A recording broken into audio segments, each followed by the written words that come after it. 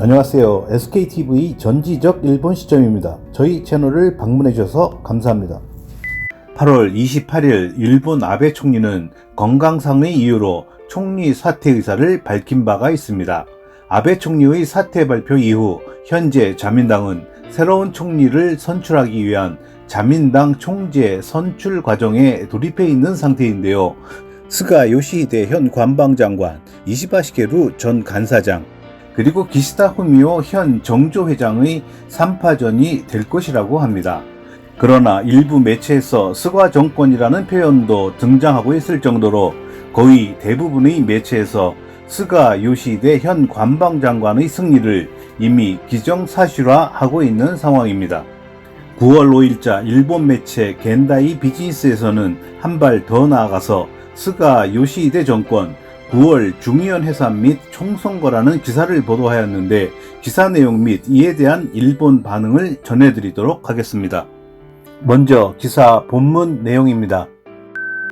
스가 요시히데 정권이 9월 해산을 노리는 저간의 사정. 스가 요시히데 총리 탄생. 차기 총리는 99.9% 스가 씨가 되겠죠. 포스트 아베에 화두를 던지면 누구라도 이렇게 대답한다. 정치 1번지인 나가타초에서는 이미 스가 총리 대신 탄생을 전제로 한 공기가 지배하고 있다. 퇴진 이유가 격렬한 비판을 받은 지난 1차 집권 때와 같은 건강상의 이유인데도 코로나 사태를 겪고 있는 지금은 거꾸로 동정을 받고 있다.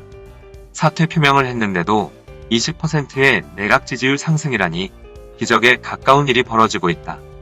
사전에 시나리오를 짜서 용의주도하게 진행해 왔다고는 생각하지만 이렇게 그들의 의도대로 진행되다니 거의 없는 일이다. 웃음이 멈추지 않을 것이다. 웃고 있는 것은 물론 스가와 미카의 간사장이다. 두 사람은 최근 급격히 가까워진 것 같이 얘기를 하고 있지만 요즘에 와서 시작된 것이 아니고 실제로는 2년 이상 전부터 스가 총리 탄생의 그림을 그려왔다. 두 사람이 접근하게 된 동기는 재미있다.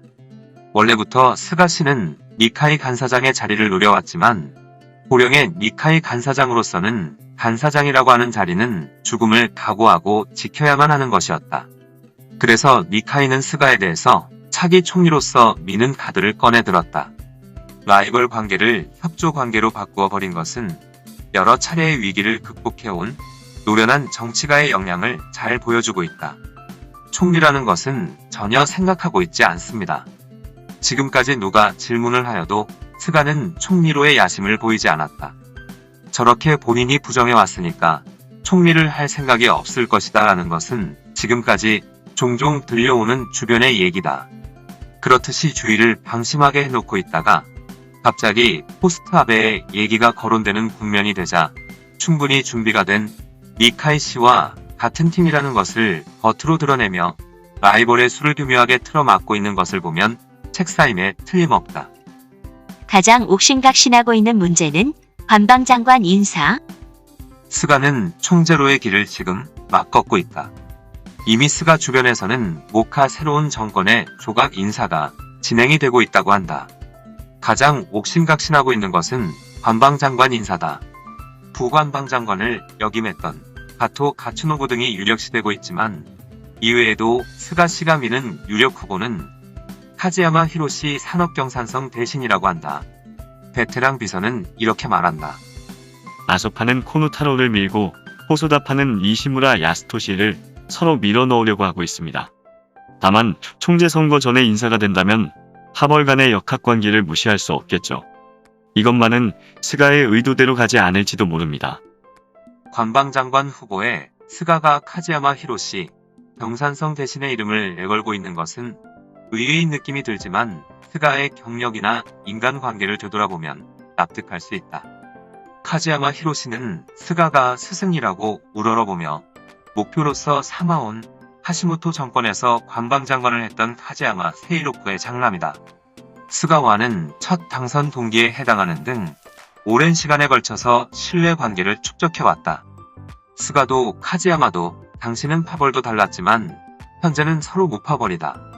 최근에는 카즈야마 씨는 말하자면 스가 파벌이라고 할 정도로 아주 가까운 존재로서 분류되어 왔다. 카즈야마는 제5차 아베 내각에서는 국무 대신으로 일을 했으며 게다가 스가와라 이슈 경산성 대신 사임 후 후임으로서 경산성 대신의 자리에 취임하여 지금에 이르고 있다. 총리의 신복으로서 관방장관의 존재가 정권의 성공을 결정하는 것이어서 가장 중요하다고 생각하면 스가가 옛날부터 신뢰관계가 있는 인물을 내세우는 것도 모를 바는 아니다. 현실감을 반영한 9월 해산, 스가 내각의 성립을 전제로 순항하고 있는 스가는 지금 그리고 있는 것이 9월 중의원의 해산이다. 자민당은 9월 18일부터 3일간 정세 조사를 개시하여 이 결과가 바람직하다면 즉시 해산을 한다는 것이다. 그 다음 주인 9월 25일에 재차 소집하여 총리 소신 연설과 대표 질문을 행한 후 9월 30일 해산, 10월 13일 공시, 10월 25일 투개표를 하는 일정으로 선거를 결행할 가능성이 있다. 자민당 관계자는 이렇게 말한다. 신문의 정세 조사에서는 자민당 지지율이 뛰어오르고 있습니다. 한편 입헌민주의 지지율은 하락하고 있어요. 그리고 지금 스가의 인기 분위기가 좋습니다. 좋은 재료가 갖추어져 있지요. 이런 바람은 거의 불지 않는 것이기 때문에 여하튼 전광석과 같이 빠른 시일 안에 하는 편이 나을 겁니다. 특히 아소씨가 빠른 시일 안에 하는 것이 좋다라고 하면서 서두르고 있습니다. 아소는 제1차 아베 정권의 퇴진 이후 후쿠다, 아소라고 하는 흐름으로 총리를 인계를 받았지만 지지율이 하락 일변도로 폭망한 트라우마가 있기 때문이지요. 과거를 돌아보면 수상에 돌려난 사태에 호응하는 형태로 성립한 정권은 모두 단명 정권의 경향이 있다. 오부치 케이조 총리의 갑작스런 서거로 2000년 취임한 모리 요시로, 제1차 아베 정권의 수상 사태로 2007년 선출된 후쿠다 야스오, 후쿠다 사퇴 후 2008년 취임한 아소 타로가 그 예이다. 모두가 약 1년 정도의 단명 정권으로 끝났다. 이들 정권에서는 모두 긴급 사퇴를 구실로 정식적인 당원에 의한 총재 선거를 거치지 않고 양원 의원 총회에서 총리가 선출되었다. 처음부터 정통성이 결핍된 총리이기도 하여 비판이 쏟아졌다. 총재 선거를 거치지 않고 중참의원 의원 총회에서 총재가 되려고 하는 스가도 그런 의미에서는 같은 패턴이고 스가 정권도 같은 전철을 밟아 1년 정도의 단명 정권으로 끝날 가능성이 없다고는 할 수 없다. 다만 한 가지 다른 점을 든다면 스가는 그들과 다르게 부모로부터 선거구를 인계받은 세습의원은 아니다.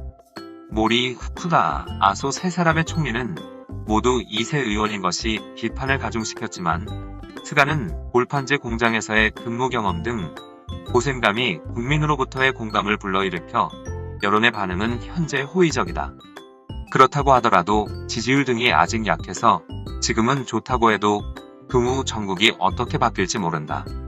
제1차 아베 정권 이후에 전철을 밟지 않기 위해서는 쇠불도 당김에 빼라 라는 것이다. 이 흐름을 타고 선거에서 자민당이 압승을 하면 과거의 포스트 아베 정권과는 달리 스가 정권은 충분한 정통성을 가진 존재가 될 수 있다. 베테랑 비서는 이렇게 말한다.